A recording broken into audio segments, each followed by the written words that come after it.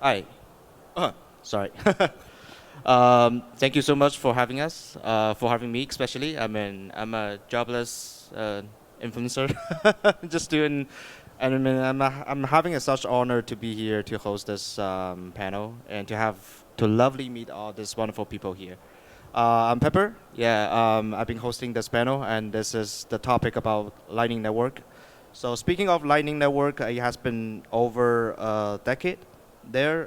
First, from Michael Heelan, an email to Satoshi. Then we had all, people, Peter Todd, and people granting their hard effort towards Lightning. Then we had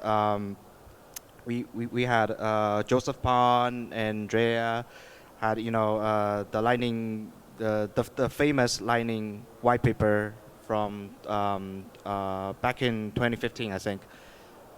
So it's been a long journey for Lightning Network, and we, we had to get there. So yeah, why don't we just open up the front and just ask the panelists about some questions? Would that be okay, right?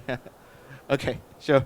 So because we recently we heard the news about USDT dropping, officially dropping on LN. If we wind back history, that Lightning Network. Oh, okay. Sorry, the Tether of first dropped their USDT on Omni chain. Then for all those many years, then it came back to Bitcoin, came back to Bitcoin system again. This time on Lightning Network. So my first question is that what do you believe the integration of the stablecoin like USDT will transform the LN's role within the cryptocurrency ecosystem? Thank you. Yeah, so hi, I'm Alex Bosworth. I work at Lightning Labs, and we're working on the Typewriter Assets Protocol. So hopefully that's going to power USDT on the Lightning Network. And it has a huge promise because when we onboard people, we wouldn't have to onboard them to Bitcoin. We could onboard them to a Lightning Network in dollars. So that means merchants and users, they could be completely using dollars, and then they could move into Bitcoin from the dollar perspective. So I think that this would also be a huge benefit for the network as a whole, because the way that the integration works between the dollars and the normal Bitcoin Lightning Network is that the dollars only exist on the edge with the merchant themselves or the user's wallet themselves. When you make a payment through the Lightning Network using the dollars are converted to Bitcoin in the middle. So it actually is an aggregate volume increase on the entire Bitcoin ecosystem, which I think is very different from previous attempts to bring dollars into Bitcoin. Yeah. But totally agree. What do you think, Federico? Yeah, no, I think to have USDT on running on Lightning, either with Taproot Asset or RGB, it's going to be a game changer mostly for the Lightning ecosystem, because the problem with Lightning is that nowadays most people don't really care about Bitcoin payments all that much, but they will care much more about USDT payments, as I mean, currently there is more market demand for that. Hopefully in the long term this will change, but I mean, the current market situation is like this. And also once you have multiple assets on Lightning, you can start having trading on Lightning, which will bring even more volumes. So even if you don't care about USDT, you don't care about stablecoin, you only are a Bitcoin maximalist that only care about Bitcoin, this is going to be good for Bitcoin, because those volumes will be revenues for the node operators and for all these Lightning startups that currently they most of them they struggle to actually be profitable. And with this revenue they can build infrastructure and they can grow the Lightning network also for the Bitcoin maximalists that only care about the Bitcoin part. So this gonna be like really the accelerator needed for Lightning to truly take off and to develop it and to compete with all the other crypto network where actually currently most of the payment volumes are happening. Yeah, sure. What do you think, Jan? Yeah, I think definitely it's an opportunity. I like the analogy that the Lightning Network is like the logistic system, and the logistics system is valueless on its own. What makes it valuable is that it brings goods to the users. So nowadays, definitely, users are more likely to send payments in USDT than Bitcoin. I don't know whether USDT is the answer, but definitely it looks like it's more likely. And it's an opportunity. I also want to mention that it also means a test for our builder. If you disappointed user, if you cannot support such user traffic, it's hard to convince them back to to the system. Okay, what do you think, Jeffrey? we think we have talked about this, right? Yeah. I think the maybe back to your questions. I think it can change the role of the Lightning Network from the scaling solutions to the payment network. So because actually, I personally I will try to using the Lightning payments everywhere when I travel to a new world, a new place in the world. Like when I travel to Thailand or maybe some other regions of the world, I will try to, in some case, I will try to pay by the Lightning Network. But the problem is that I will swap my valuable Bitcoins to the coffee, so which is not quite, that makes sense, right? So, so my trick is that I will instantly buy some Bitcoin, same amount of Bitcoins after I buy the coffee. So that make me a delta neutral for the Bitcoins. But it's still quite, it's not so practical for the every transaction that if I want to make some payment. So if later on there be some USDT on the Lightning Network, I think that will make use, if you can. Quite makes sense for the people to daily payments on USDT on the Lightning Network. I think it will change role from the simply scaling solutions to the payment network. Yeah. Definitely. What do you think about? I mean, on the last question. I mean, based on the investment point of view, Kushma, what do you think about the USDT on the Lightning Network? So, hi everyone, I'm Khushbu Kular, venture partner at Lightning Ventures. So we really are bullish on Lightning Network from our since the day of inception. That's how the name Lightning Ventures comes into place. And I was luckily there when the announcement happened at El Salvador at Plan B Forum on 30th January. So I mean, the integration of stablecoins like USDT to Lightning networks makes the smart contracts on Bitcoin a more viable play. Though the programmability did exist before also via mini scripts, but the native settlement on Bitcoin was missing. So I think now the on the stablecoin was missing. Sorry. So now the USDT makes it possible. So we are really bullish on this. I mean, we are a big fan of Lightning Labs, and they're doing great stuff. So yeah. Yeah. Let's run back to the question because off stage I talked to Mr. Kupspa about their interested portfolio. I've seen their portfolio, their venture portfolio. Some of the really interesting applications. They invested, I think, a podcast. Using the Bitcoin as a payment segment. So the second question comes jumps in right now is that do you have any idea around the Lightning ecosystem? What are some most interesting applications for you, Alex? Yeah. I think that the world is being changed in terms of how applications are being developed. And I think that's something that's very exciting that Lightning Network can help with, and the dollar integration.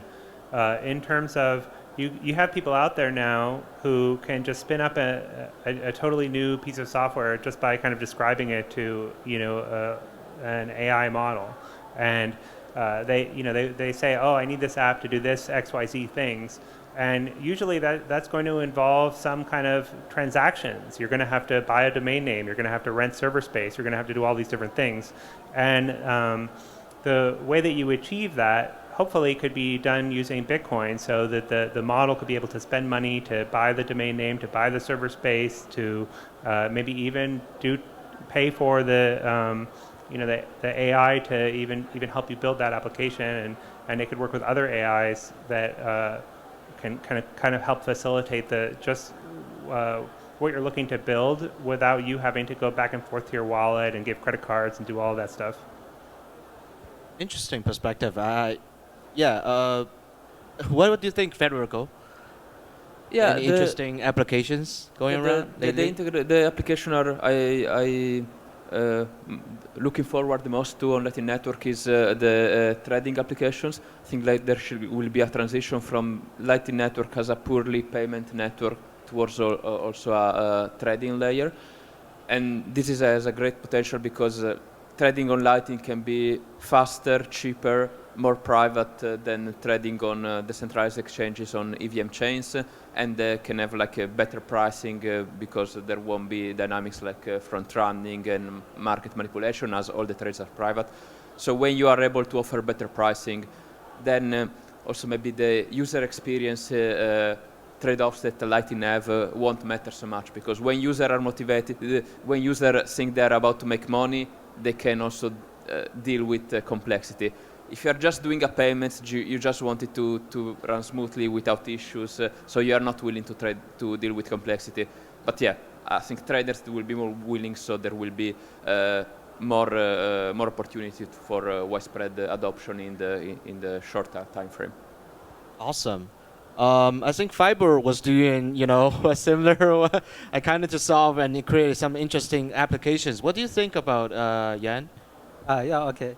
I think the personally make me excited is also I'm trying to build is a hybrid payment chain network.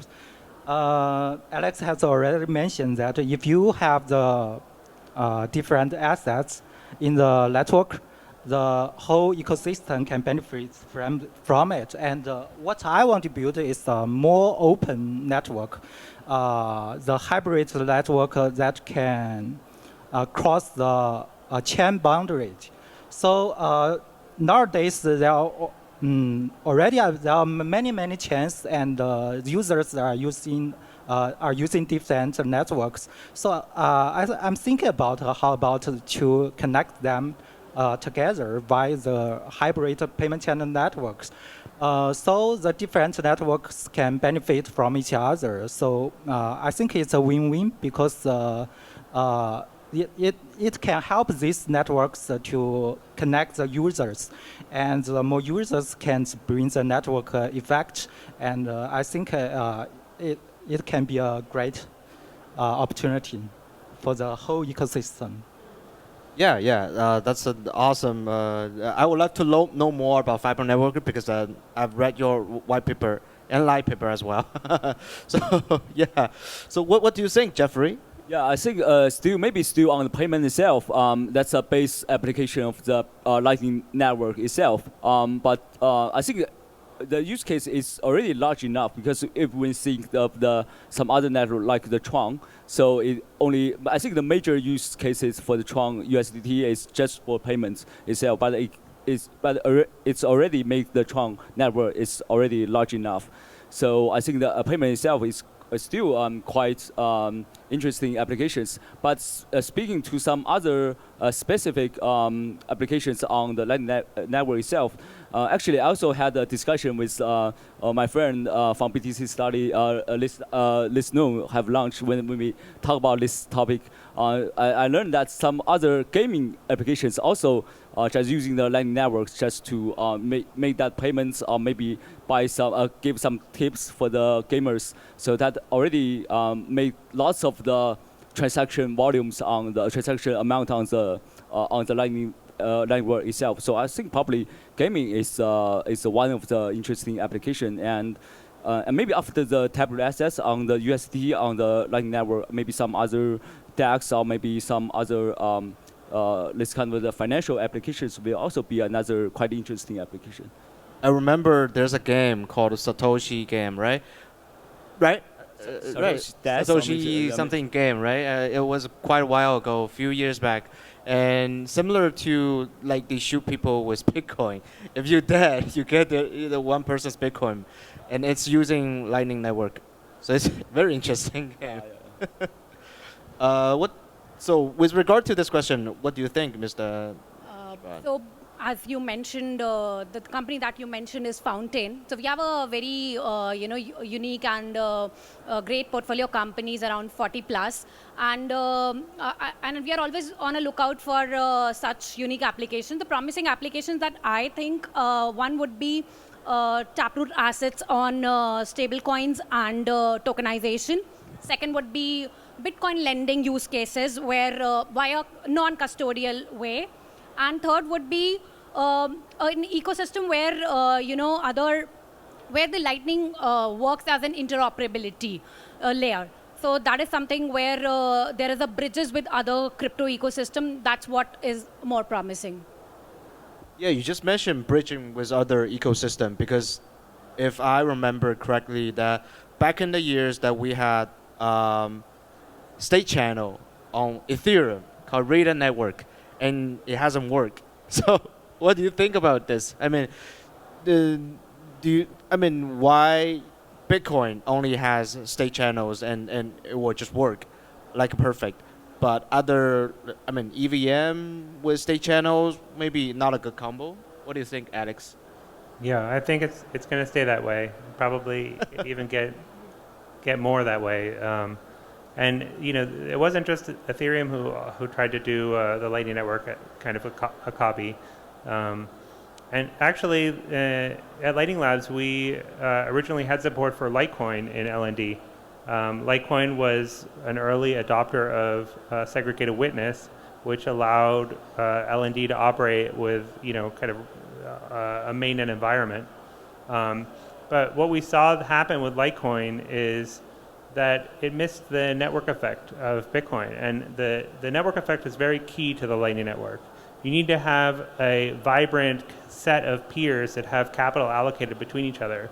And that's kind of the foundational model of the Lightning Network. And that's what we've kind of built on with the Taproot Assets system. Instead of making dollar channels, which we don't think is going to work, we're going to use Bitcoin channels and then only dollar channels at the very edges, just between you and your peer, right? Somebody who's providing you access to the Bitcoin Lightning Network, because that ecosystem, that organic growth is very difficult to replicate, and it's going to reward the winner. It's going to reward the system that has the strongest base layer asset, because I don't want to channel with somebody who's just some random person on the internet if I don't think that I'm going to have very easy liquidity and very reliable contract execution in case something goes wrong.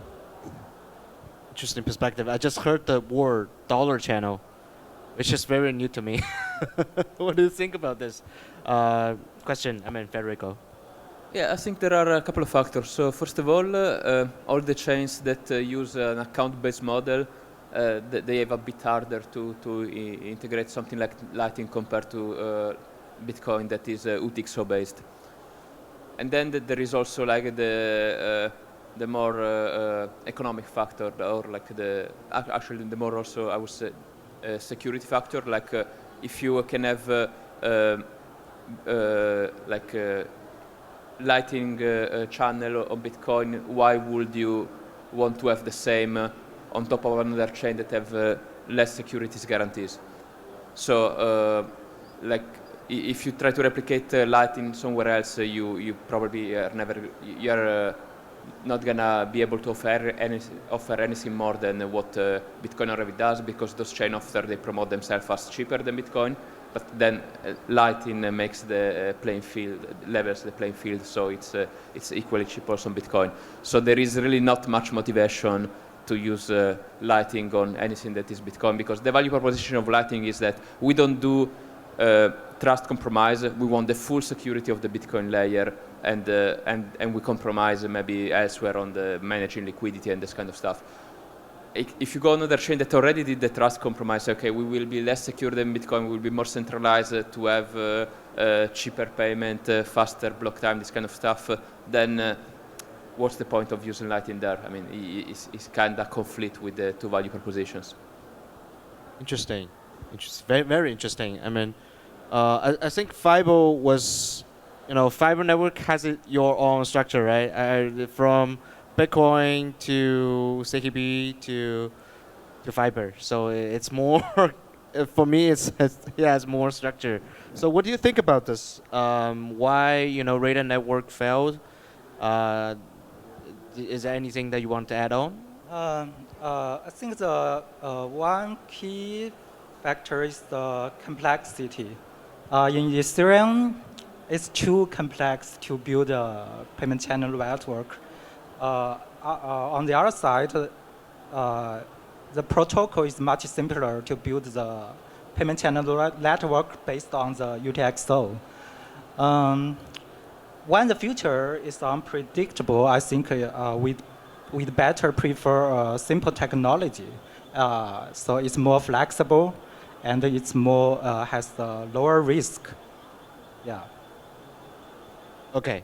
What about you, Jeffrey? Yeah. I just want to add on the Ian's statement because I think besides of the implementation difficulties on the Ethereum and the other EVM chain, I think another kind of the big reason is that the community wants something more other than the state channel itself. Because I remember that some developers found the Ethereum when they invented some state channel and also Plasma at the time. So they want more like the AMM, Uniswap, all these kinds of the unowned smart contracts on the Plasma implementation, which is, I think, is quite impossible. But which is possible on the state channel side is that you can connect it with each node, which makes more like internet and make that throughput and also the scalability even, I think, infinite on the to some extent. So it's because you can just transfer between the two nodes without the intervening from the other nodes. I think it's quite useful for the payments itself, especially when the AI age, when some micro payments between the agents. I think that's quite possible for some AI payments on the Lightning Network. But I think it's still quite possible for some EVM chain, maybe some other layer one, also adopt this state channel solutions, like the Fiber network building on the CKB and also between the Bitcoins, so you can build some Lightning channels to get connecting with each other. And I also know some other projects are doing maybe some kind of the bridge between the different networks that are connecting each other just using the state channel. I think that's still maybe people will changing their ideas when we see the power of the state channel. Interesting. The power of state channel and the AI with the state channel. Have you seen lately about any new project, Mr. Kush, if I pronounce right? It's okay. You can call me Kush. So I would say,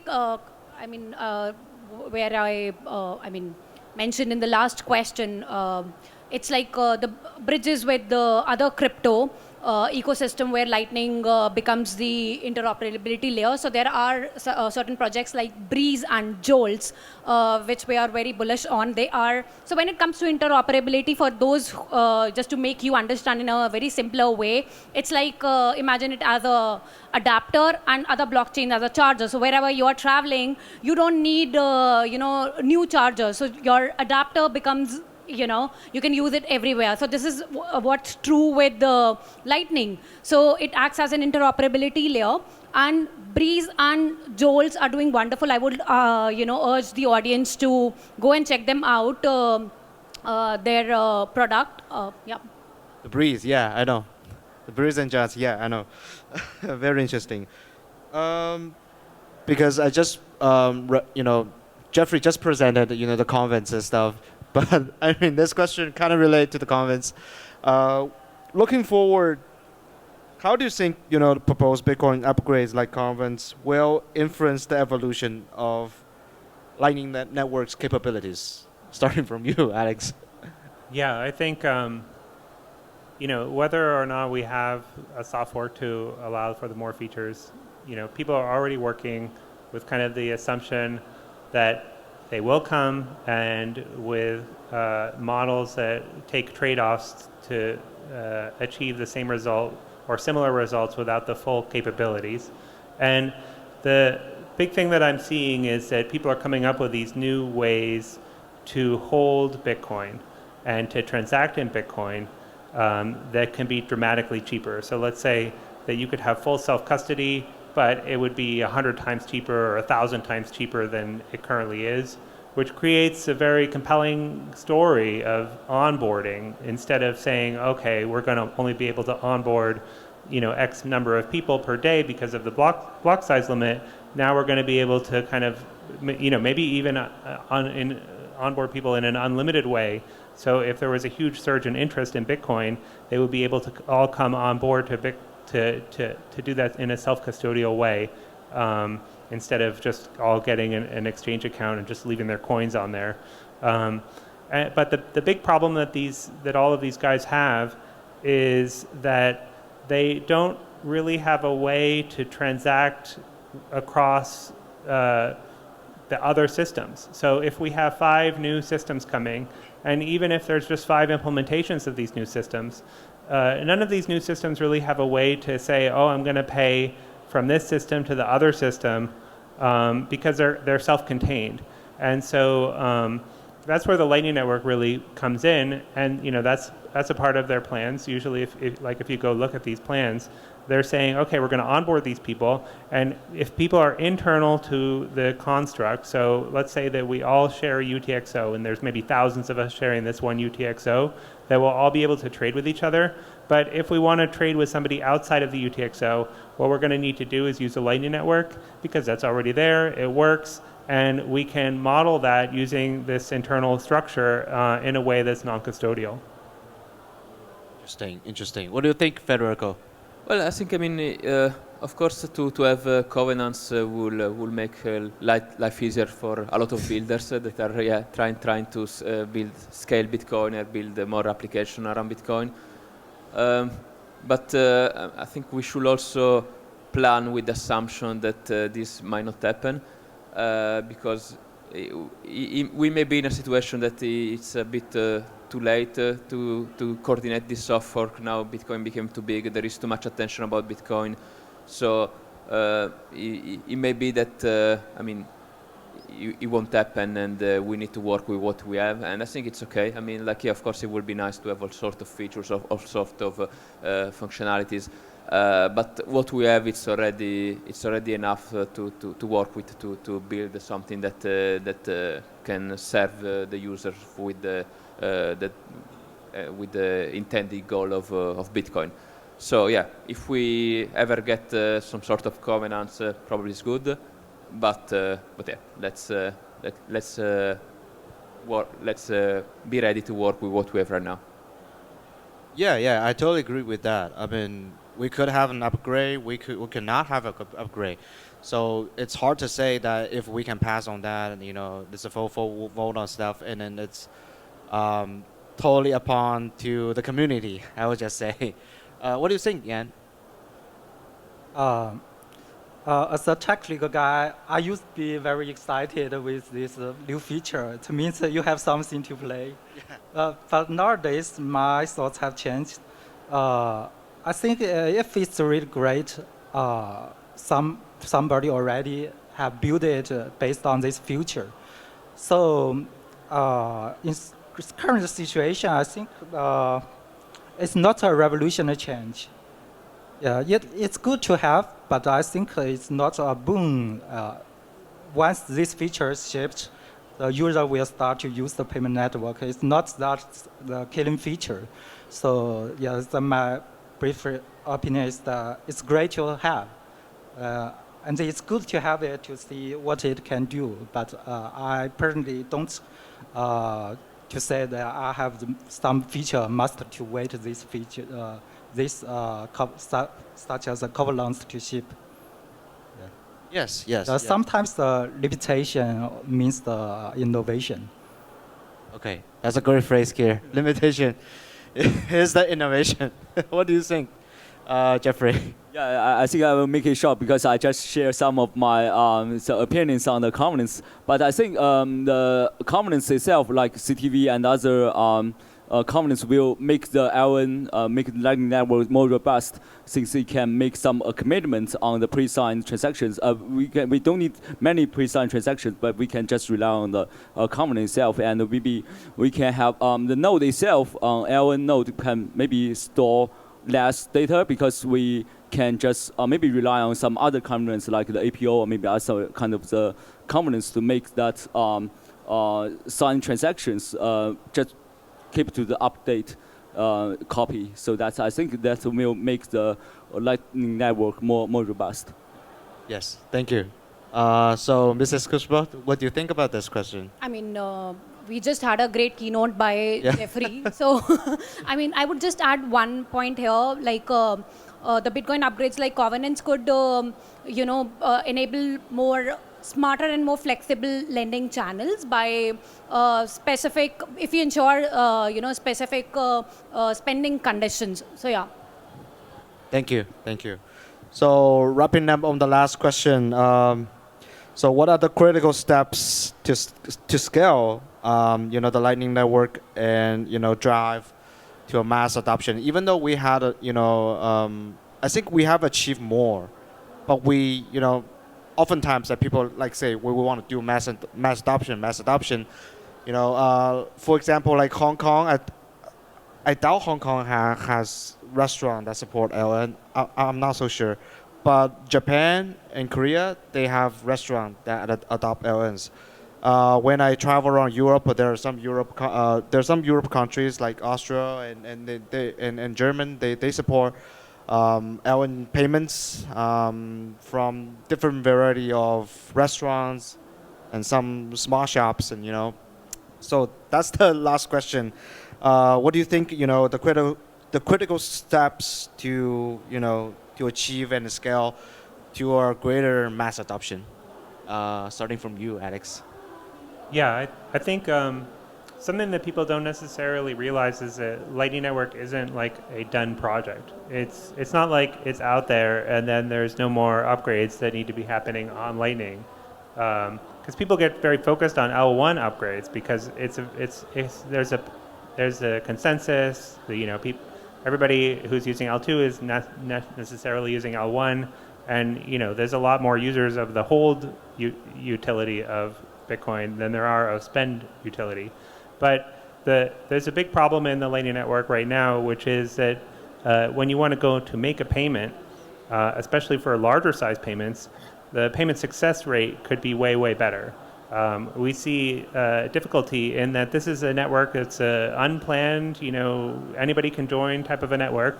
And when you make a payment, you kind of have to be able to find your way to the destination through potentially a lot of nodes that are on there and not necessarily doing a good job. And that's very different from how the Bitcoin network works, where everybody's kind of just like a peer that you turn on and you don't have to do anything. In the Lightning Network, you need to do liquidity management, and then as a payer, you need to be smart about how you're looking for that liquidity. So one new protocol feature is called BIP39, and it allows for the receiver to help the sender find a path to them. And I could see there's some payments in the network that could take an hour, because it's just so difficult to find a path through. And I think we should be trying to get that time, the worst case scenario, down to like a second. And that's something that I think we can achieve through protocol updates and through implementation improvements. Yeah, you just mentioned BIP. That's a whole new story. We can talk off stage. But what do you think about this question, Federico? I think there are like two sides of the solution to the mass adoption. On one, to make the user experience better, for sure. Payments shouldn't fail, and this kind of stuff. But I think the other side, which maybe probably even more important, is the motivation side. I mean, if people are motivated, they will deal with all kind of complexity. People learn to do stuff that are much more complex than dealing with Lightning Network. I mean, to drive a car, you need to spend tens of hours to learn, and you need to have expensive equipment to learn. So people, if they are motivated, people learn to deal with a lot of complexity. So I think like one of the problems with Lightning Network is not only that there are issues on the technical side with the user experience and everything. It's also that so far there was not enough strong motivation for people to adopt it. Maybe because the on-chain fees are still low enough that people are okay to transact on-chain. Maybe because the other chains, even if they're centralized, they still work good enough that you can use the other chains. Or maybe because the legacy financial infrastructure is still in good shape enough that you can use that. So I think to get real mass adoption, yes, we need to have a better user experience, but also something needs to happen that people have stronger motivation. And it's good that now we have some time to build before the people actually they truly need Lightning at large scale. I just catch the two phrases, a very important phrase. One is motivation. The second is liquidity. So I think that's the key terms for why LN network hasn't reached, a greater mass adoption. Moving on to you, Lane, do you have any thoughts on this? Yeah, I think I don't have much more comments. I also think that the user experience and the liquidity is the two challenges. For the user experience, currently the whole protocol still requires many user interactive to require the users online to make the payments. So yes, it's really a problem for user to use the network. And then another is how to make the network health. And that's what Federico does to improve the liquidity of the network, and liquidity provider will play an essential role in the system. Yeah, it has to be a sustainable way to, both for the users and for the liquidity providers. What about you? What do you think about this question, Jeffrey? Yeah, I think there's. I think for the mass adoption, I think it's not more on the technical right now, because there's a lot of infrastructures for the user to receive that payment, because you can simply run your own node, or maybe you can just receive the Lightning payments by your wallet, or maybe if you build some application, you can also integrate some other SDK, maybe Breez SDK and other SDKs that you can send and receive the Lightning payments. But when I see the how we can use that Lightning payments, because one example, when I check the BTC map in Hong Kong, I think there's only one restaurant that's supporting the Lightning Network payments. So I think the problem may be behind this Lightning payment itself, because when the restaurant owners, when they want to receive that payment, so they have to lots of things to do, because they have to calculate how much BTC the value, and how I can just make that financial statement to the regulators, to the governments. I think that's all the things on the financial infrastructure side is needed by the some other the merchants, and also maybe restaurant owners. I think that's on that side is still needed for the mass adoption. Yeah, the conviction rate is hard to calculate, or it's every time you have to, fresh up and to see the conviction rate. So that's why we need USDT on LN. Yeah. So as for the last question, Mrs. Kushba. Okay, just to add, I would say to scale, you need a very user-friendly wallet. When I say user-friendly, it has to be really simple, something that not only I can use, but my mom and grandmom can also use. And then comes the wider hub networks, then comes the education, which is very important. And even if you're orange pilling someone, don't bombard them with all that you have in your mind, because it becomes difficult for them to understand. So break it down layer by layer, break it down in a very simple way, so that even a 5-year-old can understand. Because once you bombard them with all the knowledge that you have, they freak out. It becomes difficult for them to understand for a non-Bitcoiner. So, and apart from that, I think we need to overcome the challenges that something like regulatory issues, there need to be no uncertainty about it. Then there need to be something where you have, you ensure everybody is on the same page, and you have more conferences like this where it enables people to come and understand what's going on in the market. Yeah, I think these are the major thing that could scale. Thank you. Thank you. I think my question ran up, so it's just I think this panel, are we running out of time, right? Okay, so that's it. Yeah. All right.